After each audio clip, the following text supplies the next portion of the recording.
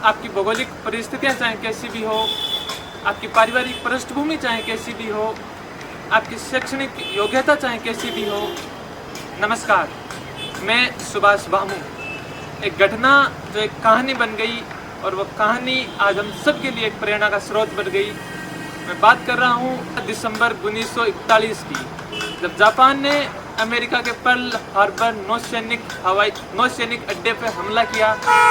उस वक्त हमला करने के बाद उसी वक्त अमेरिका के तत्कालीन राष्ट्रपति फ्रैंकलिन डी रूजवेल्ट अपने वायुसेना के अधिकारियों के साथ मीटिंग लेते हैं और वायुसेना के अधिकारियों को ये कहते हैं कि हमें जापान के ऊपर वापस हमला करना है और इस हमले का जवाब हमें जापान को वापस देना है।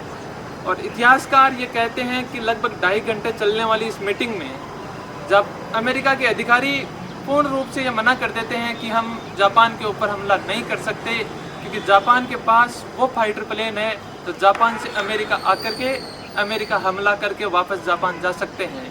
जबकि हमारे पास वही फाइटर प्लेन है, तो यहाँ से सिर्फ जापान जा सकते हैं, जापान से हमला करके वापस अमेरिका नहीं आ सकते।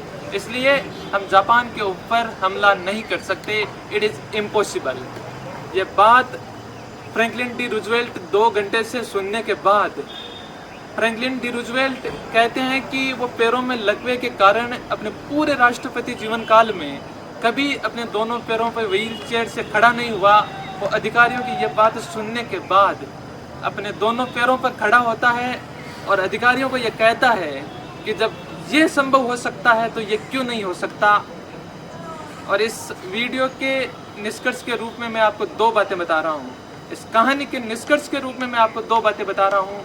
पहली बात ये कि इस दुनिया में कुछ भी असंभव नहीं है।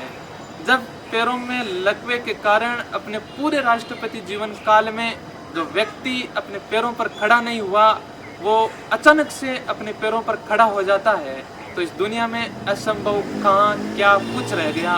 इस दुनिया में असंभव कुछ भी नहीं है।